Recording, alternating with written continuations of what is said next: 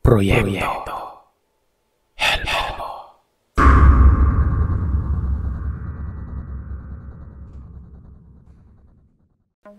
Itago niyo na lamang ako sa pangalang Von.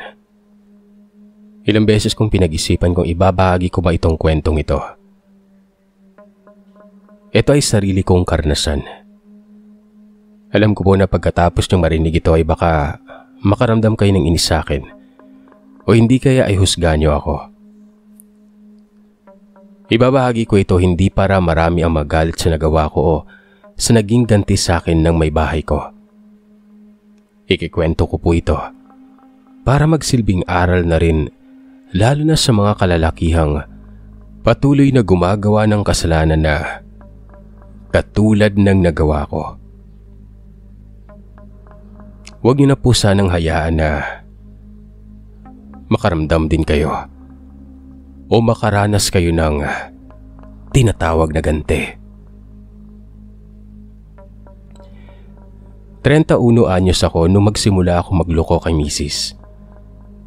Dun sa kumpanyang pinagtatrabahuhan ko ay marami akong nakilalang babae. Isa na ron yung gwardiya na itago ko na lamang sa pangalang Nancy.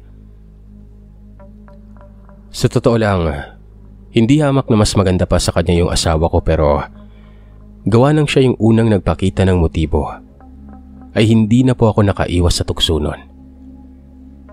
Naging magka-text kami. Hanggang sa hindi nagtagal ay iniyaya ko na siyang pumunta sa hotel. Bagay na hindi naman niya tinanggihan.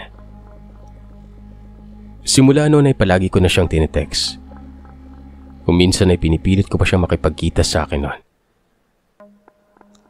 Hindi nagtagal. Nagsawa na rin siguro siya at tinapos na niya yung relasyon namin. Hindi naman ako apektado dahil hindi ko naman siya minahal noon. Simulat sa pulay isa lang ang babaeng minahal ko. Si Mrs. lang. Mabait si Mrs. Maasikaso. At sobrang lambing nito. Sadyang hindi ko lang talaga maiwasang matukso sa ibang babae gawa ng yun talagang nakasanayan ko sa mga nauna kong karelasyon.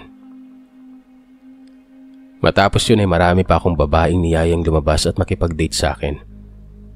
Pagkatapos, ang ending ay sa motel din ang bagsak namin noon. Isang araw habang natutulog ako, bigla na lang akong ginising ng butihin kong asawa. Nagulat ako dahil nakita kong umiiyak ito. Nabasa pala niya lahat ng conversation namin ng mga babaeng naging ka-one night stand ko noon. Nagalit siya sa akin noon. Hindi niya ulubos akalain na yung lalaking buong puso niyang minahal ay magagawang magloko sa kanya. Sobrang laki ng tiwalang binigay niya sa akin noon. Yan naman ang malaman niyang nakikipagkita ako sa ibang mga babae. Labis siyang nalungkot. Umabot pa sa puntong nagtangka siyang magpakamatay. Mabuti na lamang at naawat ko siya. Nangako ako sa kanya na hindi ko na kailanman uulitin ang ginawa ko. At dahil sa sobrang pagmamahal niya sa akin ay nagawa pa niya akong bigyan ng, ayon sa kanya, huling pagkakataon. Naging maayos naman ang pagsasama namin pero bigla akong nakilala si Faye. At naging kaklose ko rin yung katrabaho ko na si May. Muli akong natukso at bumalik sa dating gawain. Makipagkita, makipag-date, makipagtalik. Sabi nga nila, walang lihim na hindi nabubunyag. Muli, nahuli ako ni Mrs. Sa pagkakataong yun ay nasagad na yung pasensya niya. Sumabog ng tuluyan yung galit sa puso niya.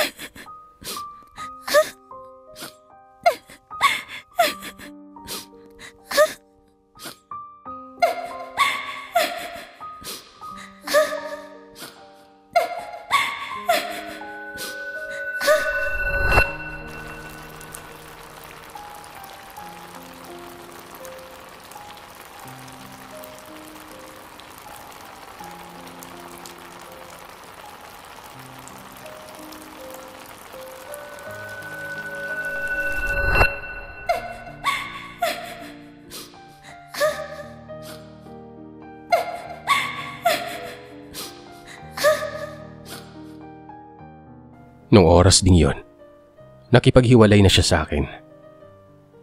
Pero bago niya ako iwan ay nagbitiw siya ng isang salita. Humanda umano ako dahil gaganti siya sa amin na mga naging karelasyon ko. Ipapatikim umano niya sa akin yung sakit na pinaranas ko sa kanya. Ng mga sandaling yon ay hindi ako nakapagsalita. Naisip ko, deserve ko to. Kung ano man ang matatanggap ko sa kanya. Labis akong nagsisisi dahil bukod sa nawalan ako ng asawang mapagmahal, umalis pa siyang may hindi matatawarang galit sa akin. Ilang beses ko siyang pinuntahan sa bahay nila pero hindi na talaga siya pinakita sa akin ng pamilya na noon ay galit na galitin sa akin. Makalipas ang isang buwan, nagkasalubong kami ni May sa loob ng kumpanya. Matamlay siya, napakaputla. Naagaw ang pansin ko sa malaki niyang tiyan na para bang buntis siya na nasa 8 buwan na.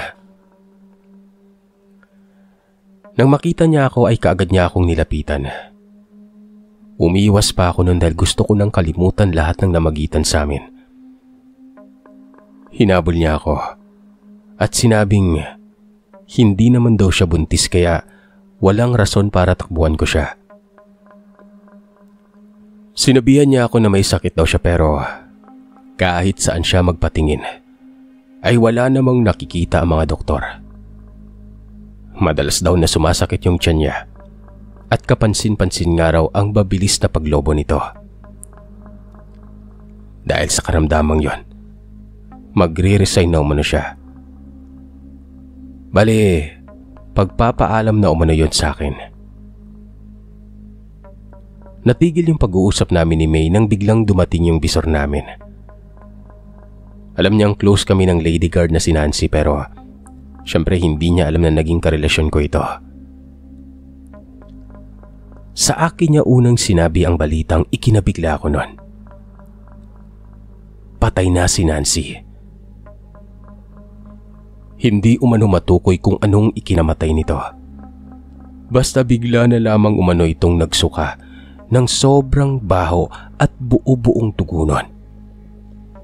Nagkanda butas-butas din umano yung mga balat nito.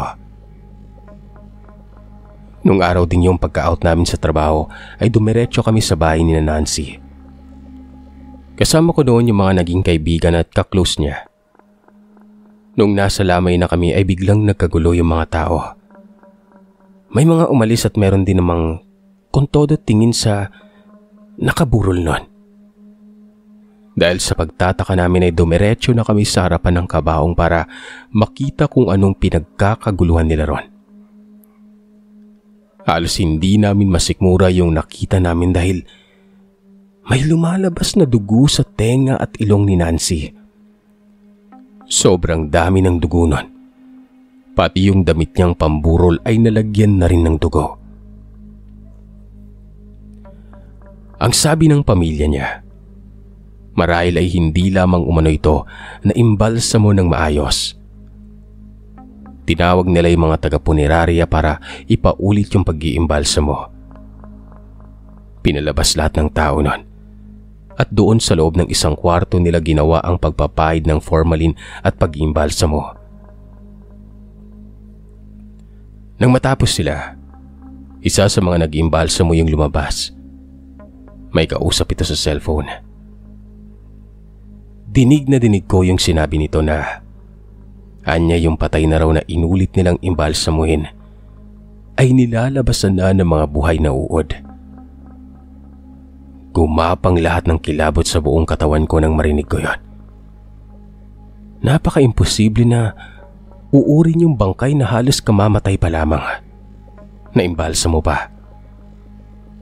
Hindi ko alam kung bakit na mga oras na yon ay bigla na lamang sumagi sa isip ko ang huling sinabi ni Mrs. bago siya umalis sa akin. Umiling na lamang ako at pilit inisip na baka nagkataon lamang ang mga nangyari. Isang linggo matapos ang libing ni Nancy, muli na naman kaming ginulat ng isa pang balita nun. Patay na umano si May. Nang makausap namin yung pinsan nito na katrabaho rin namin. Napaka-misteryoso umano ng pagkamatay nito. Wala daw kasing makita na sakit yung mga doktor at iba pang mga espesyalista. Nang ipa-autopsy umano ito, nagulat sila nang sabihin ng mga nagsagawa ng otopsiya na may nakita silang maraming buhok ng tao sa loob ng tiyan niya. Sobrang nanlambot ako nang malaman yon. Pakiramdam ko ay dahil sa akin kung bakit nangyari sa kanilang bagay na yon. Walang ibang dapat sisihin kundi ako. Ang hula ko noon, baka pinakulam sila ng asawa ko. Sinubukan kong tawagan si Mrs. pero hindi niya sinasagot yung matawag ko. Nang sumapit ang bisperas ng anniversary namin ni Mrs. noon, hindi ako makatulog. Sobrang namimiss ko siya. Bawat pikit ko ay siyang naiisip ko. Naalala ko kung paano niya ako asikasuhin, kung paano siya maglabing sa akin, kung paano niya ako ipagluto at kung paano niya ako alagaan. Kusang tumutulo ang luha ko noon. Galit na galit ako sa sarili ko. Nagsisisi ako kung bakit ko pa ginawa ang kalokohang yon at nagpatalo ako sa tawag ng laman. Kinabukasan, mismong araw ng anniversary namin, paglabas ko sa kwarto ay nagulat ako dahil napakalinis ng sala. Maayos yung mga gamit doon at higit sa lahat, naaamoy ko yung pamilyar na amoy na yon. Yun ang amoy ng paborito kong almusal na madalas lutuin ni Mrs. Maluwa-luwa akong nagpunta sa kusina at doon ay nakita ko yung taong gustong-gusto kong makita. Si Mrs. Niyakap ko siya ng mahigpit, Sir Seth. Pagkatapos ay paulit-ulit kong sinabi na magbabago na ako. Hindi siya kumikibo. Nakatingin lamang ito sa akin noon. Yung mga mata niya na dating kay sigla ay walang ibang nakaukit kundi lungkot at galit. Umupo siya sa harapan ng hapagkainan at sinabing kumain raw kami dahil baka lumamig pa yung pagkain. Bago ako sumubo ng kanin ay binati ko muna siya ng happy anniversary. Hinintay ko noon na babatiin niya rin ako pero hindi yun nangyari. Dati-rate, ultimong monthsary namin ay pinaghahandaan niya. Noong oras na yun ay blanco lamang ang ekspresyon niya. Nakapanlalamig yung mga titig niya. Nakakapanibago. Tahimik lang kami. Walang kibuan habang kumakain. Hindi tulad ng dati na kulang na lamang ay subuan pa niya ako. Nang matapos kaming kumain ay may iniabot siya sa akin na isang kahon na nakabalot ng gift wrap. Sobrang natuwa ako nang makita ko yon. Naisip ko na sa kabila ng malaking pagkakamali ko, naisipan pa niya akong dalhan ng regalo sa mismong araw ng anniversary namin. Napangiti ako dahil simula dati ay mahilig na talaga siyang magbigay ng regalo at gumawa ng mga sorpresa para sa akin noon. Excited akong binuksan yon. Yung malapad na ngiti ko biglang nawala. Sa katunayan ay napalitan ito ng takot. Ang laman ng kahon ay 2 manika na gawa sa tela. Yung isa ron ay may butas sa tiyan kung saan may nakalagay na maraming buhok doon sa mismong butas na yon. Habang yung isa naman ay may bahid ng mga natuyong dugo. Nakalagay yon sa malinaw na plastik na may lamang mga buhay na uod. Sa takot, nabitiwan ko yon. Napatitig na lamang ako sa kanya. Gusto kong magtanong pero daig ko pa ang may zipper sa bibig noon na wala akong masabi, Sir Seth. Muling bumalik sa isip ko yung mga nangyari kina May at Nancy. Pati na rin yung paraan ng pagkamatay nila. Napaluhod na lamang ako sa harapan ni Mrs. noon. Iyak ako ng iyak noon dahil pakiramdam ko, napakasama akong tao. Sinisisi ko ang sarili ko sa pagkamatay ng mga dati kong nakarelasyon. Ako rin ang dahilan kung bakit ang dating sobrang bait kong asawa ay nagawang gumante ng ganun katindi. Habang umiiyak ako, bigla na lamang akong nahirapang huminga. Nanikip ang dibdib ko. Daig ko pa ang may hika nun. Ramdam ko na parang may mahigpit na lubid na nakatali sa leeg ko. Maya-maya, bigla na lamang sumakit yung tiyan ko. Sinundan yon ng pananakit ng sikmura. Ilang minuto pang lumipas ay naramdaman ko na nangangati yung lalamunan ko. Naging dahilan yon para maubo ako na sinundan ng pagsusuka. Matinding takot ang naramdaman ko nang makitang may maliit na ahas na sumama sa sinuka ko. Muli akong napatingin kay Mrs. noon. Buong akala ko noon ay mamamatay na rin ako. Sa oras na yun ay lalo akong umiyak. Hindi dahil nahihirapan na ako sa paghinga kundi dahil nakikita kong umiiyak si Mrs. at alam kong nasasaktan din siya habang nakikita akong nahihirapan. Noong kapos na ako sa hangin, may inilabas siya mula sa bulsa niya. Isa pang manika. Nakita ko na tinanggal niya yung malaking karayom na nakatusok sa dibdib nito. Matapos yon, nakahinga na ako ng maayos. Nawala na yung bigat sa dibdib ko at yung tila sumasakal sa akin noon. Tinanggal din niya yung maliit na laruang ahas na nakapulupot sa leeg ng manika. Lumapit siya sa akin noon. May ibinulong ito. Malaya ka na. Pasalamat ka at ayaw kong makitang mamamatay ang magiging ama ng anak ko. Nanlaki yung mga mata ko nang marinig yung ibinulong niya. Doon ko palang napansin na medyo malaki na yung tiyan niya. Akala ko tumaba lamang siya kaya ganon. Sa tagal na namin gustong magkaanak, sa wakas ay nakaborin pala kami. Niyakap ko siya dahil sa sobrang tuwa ko pero itinulak lang niya ako. Sinabihan niya ako na hindi niya ako bibigyan ng karapatan sa anak namin. Aalis na umano siya. Magpapakalayo-layo. Naniklod ako para lang pigilan siya pero naging sobrang tigas ng puso niya. Hanggang sa panahong ito, hindi ko pa rin nakikita yung anak namin. Hindi ko alam kung sinong kamukha niya o kung anong itsura niya. Ang tanging alam ko, nawalan ako ng mabait at mapagmahal na asawa. Pati anak na matagal kong pinangarap dahil lang sa pagkakamali at tuksong hindi ko iniwasan noong mga panahong sa akin pa umiikot ang mundo ng misis ko. Hanggang dito na lamang po, Sir Seth. Sana ay magsilbing aral itong kwento ko sa lahat ng mga kalalakihang hindi marunong makontento sa kanilang asawa.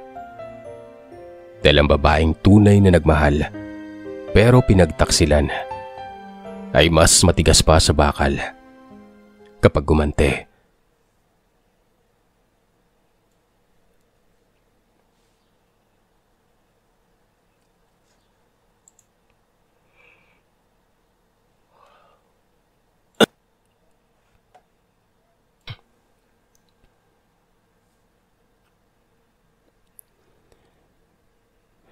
Hello po sa inyong lahat. Itago niyo na lamang po ako sa pangalang Tetet. Tubong buhol ako at kasalukuyang 40 anyos na. Itong ibabahagi kong kwento ay may kinalaman sa barang at kulam. Tandang-tanda ko pa noong 10 taon ako. Palagi akong nagpupunta sa bahay ng lola ko noon na si Lola Tasha. Sa tuwing pupunta ako sa bahay nila ay marami akong nadarat ng nagpapagamot sa kanya. Doon sa lugar namin, lumaganap ang kabilaang pangkukulam at pambabarang, yung naging paraan ng mga tao para makagante sa mga kaaway nila. Kilalang kilala sa lugar namin si Lola. Halos sa kanya kasi nagpapagamot yung mga tinatamaan ng mga kulam na yon. Kung minsan ay dinarayo pa siya ng taga-kabilang barangay. Kahit saan ako magpunta noon ay pinagmamalaki at ibinibida ko si Lola. Palagi kong sinasabi na magaling siyang manggagamot. Pinangarap ko noon na maging katulad niya para marami akong matulungang tao. Palaging maraming pera noon si Lola dahil inaabutan siya ng mga nagpapagamot sa kanya. Bilang pasasalamat na rin dahil kagad silang gumagaling. Isang araw ay iniwan ako ni nanay kay Lola dahil luluwas sila sa Maynila noon. Bali 3 araw akong mananatili sa bahay niya.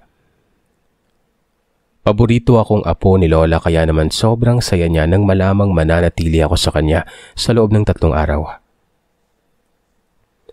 Palagi nga niyang sinasabi na sa akin daw niya ipapamana ang lahat ng kaalaman niya sa mga kulam at barang. Noong nananatili ako ron, merong isang babaeng mukhang mayaman ang naghanap kay Lola. Kaagad ko namang tinawag si Lola noon at hinayaan silang mag-usap. Nakita ko na may iniabot sa kanya yung babae. Isang sobrang may lamang maraming pera. Maya-maya ay nag-abot din ito ng isang picture frame na may larawan ng isang lalaki at isang babae na parehong nakasuot ng damit pangkasal. Mag-asawa yung nasa litratong yon. Narinig ko na sinabi ni Lola na siya na raw ang bahala sa mga yon. Ngumiti lamang yung babae, saka ito umalis. Kinagabihan, mga pasado 10:00 ng gabi ay nagising ako dahil naiihi ako noon. Pupunta sana ako sa banyo pero natigilan ako. Nakita ko si Lola na nasa kabilang kwarto.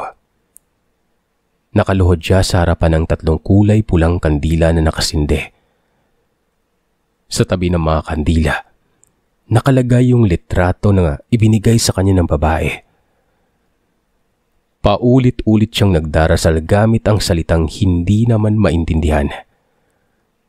Maya-maya, may inilabas siyang mga garapon na labis ko namang ikinagulat. Yung mga hawak niyang garapon ay may lamang mga iba't ibang insekto nun. Tulad ng ipis, salagupang, at mga buhay na uod. Kumuha siya ng isang salagubang at dinasalan yon. Pagkatapos ay itinapat niya sa tiyan nung lalaking nasa litrato. Pagkatapos ay may kinuha rin siyang isang manika na gawa sa tela. Inusalan din niya yon ng dasal. Pagkatapos ay idinikit naman niya doon ang litrato ng babaeng ito. Pagkatapos ay muli na naman siyang nagdasal at nagsagawa ng ilan pang mga ritual. Hanggang sa isa-isang mamatay yung apoy ng mga pulang kandilang yon. Nang akmang lalabas na siya sa silid ay laking gulat niya nang makita akong nakatingin sa kanya. Kahit 10 taon pa lamang ako noon, alam kong yung mga ginagawa ni Lola ay hindi isang uri ng panggagamot, kundi isang paraan ng pangungulam at pambabarang. Tinanong ko siya kung anong ginagawa niya at doon na niya ipinagtapat sa akin ang kanyang lihim nun. Sa umaga ay manggagamot tumano siya pero sa gabi, isa siyang mangkukulam. Isa pa sa ikinabigla ko ay sinabi niya sa akin na karamihan sa mga ginagamot niya ay yung mga ipinakulam mismo sa kanya. Tatanggap siya ng pera mula sa mga taong may gustong ipakulam. Kukulamin niya ang mga biktima. Pagkatapos nun, yung mga nakulam naman ay lalapit sa kanya para magpagamot. Magbabayad ang mga yon sa kanya upang labanan ang kulam na natamo nila. Hindi nila alam na si Lola rin mismo ang kumukulam sa kanila.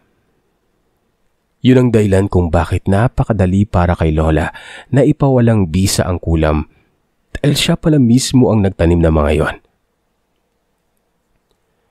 Simula nang malaman ko yon ay hindi ko na inidulo si Lola. Hindi ko na rin pinangarap na matulad sa kanya dahil alam kong mali ang gawain yon sa mata ng Diyos. Namatay si Lola Tisha sa pamamagitan din ng kulam na siya mismo ang lumika. Yung mag-asawa na huli niyang kinulam, hindi sa kanya nagpagamot. Lumapit sila sa mas magaling na albularyo. Kaya naman bumalik kay Lola ang kulam na yon at hindi na ito nakayanan pa ng kanyang katawan.